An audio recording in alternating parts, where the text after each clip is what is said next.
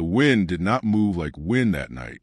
It pressed and clawed, a wall of white fury rushing over the plains as though the sky itself had decided to bury every living thing beneath its weight. Eleanor Whitfield leaned into it, her cloak snapping against her frame, her boots sinking with every step.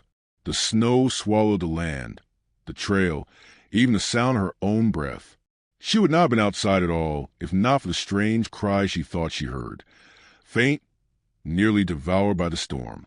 Most cries in a blizzard were tricks of the mind, the voice of loneliness echoing back.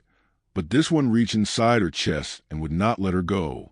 She turned her lantern toward the noise. Its light was little more than a trembling circle of amber, and yet in its reach she saw the impossible. A bundle half buried in the drift, the fabric stiff with ice, a small arm twitching weakly against the snow. A baby. Her first thought was that she must be wrong, that no such thing could exist here in this wilderness of teeth and frost.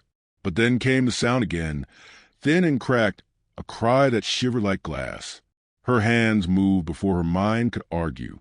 She fell to her knees, brushing snow with frantic fingers, pulling the child into her arms. The skin was cold, the lips dark, but the eyes flickered open, black as wet stone, looking at her without knowledge, without blame. Eleanor's heart twisted.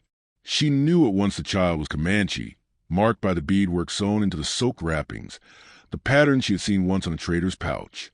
She should have left it. That was what the world expected of her. The townsfolk already crossed the street rather than greet her, whispers curling behind her back, since her husband's disgrace and his death by his own pistol. They would say she had no loyalty, that she was cursed enough to invite ruin. But in that moment, none of their voices mattered. She pulled the child against her breast, hiding the small body beneath her cloak, and staggered toward the thin line of lantern light that marked her cabin. Inside, the blizzard still roared, battering the walls like fists. She set the lantern on the table, stripped off her cloak, and rushed to the hearth. The fire was low, a few coals glowing red, but she piled kindling until it leapt again. Steam rose from the wrappings as she laid them near the flames, and the baby whimpered, no longer the brittle cry of near death, but the thin demand of life. Eleanor poured what little milk she had left into a tin cup, warming it before tipping it carefully between the child's lips. Tiny hands grasped air, trembling, then stilled. She sat back, cradling the child against her chest. Her body ached with the strain of the storm, but her mind burned brighter than it had in months. It was as though some piece of herself, long dead and buried, had been pulled up with this child from the snow. She whispered, "You'll live. I'll see to it." By morning, the storm had smothered everything. The world beyond her window was a blank page of white, and she knew she could not step into town without being seen. Still, she needed flour, wood, more milk. She wrapped the baby tight, hiding her beneath her shawl, and walked the 2 miles to the general store.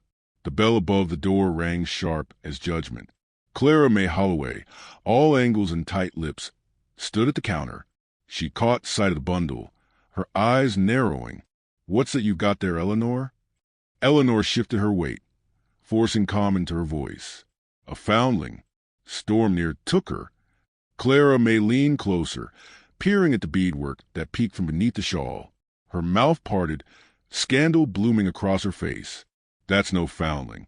That's Comanche." The room seemed to tighten. An old man by the barrels turned his head, muttering. The storekeeper froze mid-measure, eyes darting between them. Eleanor felt the air pull away, leaving her exposed, as if the snow had followed her inside and left her naked in its glare. She paid with what coin she had and walked out without another word, the stairs burning hotter than any flame. That night, she fed the baby by lantern glow. The storm had passed, leaving a silence so deep it pressed against the walls. She hummed an old lullaby her mother once sang, voice cracked but tender, and the child quieted. For the first time in years, laughter, small, sudden, bubbling, filled her cabin. It startled her, then broke her heart open in a way she had not thought possible. She pressed her lips to the baby's damp hair and closed her eyes. On the third day, Marshal Silas Boone arrived. His boots crunched on the frost outside before he rapped on her door. Eleanor's breath hitched. She opened it to find him standing in the cold, hat low, eyes softened with something she could not name. He glanced at the baby in her arms, then back at her. "You know what the town is saying," he said quietly. "I know. They fear what comes of mercy. Comanche don't forgive easily." She met his gaze, her voice steady. "Neither do I." For a long moment, he stood there, shoulders heavy, then nodded once. "Keep the fire high. Storms aren't finished yet." And he walked away, leaving her with a warning that felt more like a shield. But the town's whispers grew louder. Men muttered at the saloon. Women clutched their shawls tighter. Clara May told anyone who would listen that Eleanor Whitfield was harboring danger, that blood would follow. Eleanor moved through it all with her head lowered. But inside, a quiet defiance began to kindle. Each night she held the child, and each night she felt herself stitched a little stronger. Then came the morning when the ground itself seemed to tremble. Eleanor woke to silence too deep, the kind that carries waiting in its marrow. She stepped outside, the baby bundled in her arms, and saw the horizon shift. Dark figures emerged from the snow mist, horses breathing steam, feathers trailing, faces painted with grief and fire. 1 became 10. 10 became 50, until 100 Comanche warriors stood before her cabin. Her legs quivered. She clutched the child closer, her heart hammering against tiny ribs. The townsfolk had gathered at a distance, shadows behind shuttered windows, waiting for violence to break. Eleanor stood alone in the open, snow falling soft as ash, every breath freezing in her throat. From front of the column rode a man taller than the rest, his hair braided with hawk feathers, his eyes dark as obsidian. He dismounted with the gravity of stone, and when he stepped forward, silence deepened until the world seemed to hold its breath.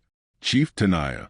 Eleanor's mouth was dry, but she forced her voice into the stillness. "She would have died," she said, words shaking but clear. "I could not let that happen." The baby stirred in her arms, a faint sound escaping her lips. Tenaya's eyes locked on the child, and for a moment his mask broke. Grief and relief surged through him, so raw it cut the air. Slowly, deliberately, he lowered himself to his knees in the snow, arms open. The baby reached toward him, fingers splayed. A shudder moved to the gathered warriors, the kind that ripples through a body released from a hold of death. Rifles lowered, breath exhaled, the storm of vengeance dissolving into something heavier, older gratitude. Tenaya pressed his forehead to the child's and then lifted his gaze to Eleanor. "You are no enemy," he said, voice rough with weight. "You are the one who returned my heart." The warriors turned their horses and began to ride away, snow closing over their tracks. Eleanor remained in the yard, her knees weak, her chest hollowed by the force of what had passed. Behind her, the town stirred in whispers, astonishment instead of scorn, respect struggling to take root. She stepped back inside, set the baby's empty wrappings on the chair, and sat with her face in her hands. For the first time since her husband's ruin, she did not feel the eyes of others pressing her down. She felt only the echo of the child's warmth and the strange, steady rise of her own breath. The world outside was still white, still endless, still sharp as glass. But in her chest something had shifted, like a window cracked to air after years of smoke. She looked toward the hearth where the flames leapt bright and thought, mercy has its cost, yet mercy also heals. And if anyone should remember her when she too was gone, let it be not for shame or whispers, but for the fire she chose to keep alive in the storm.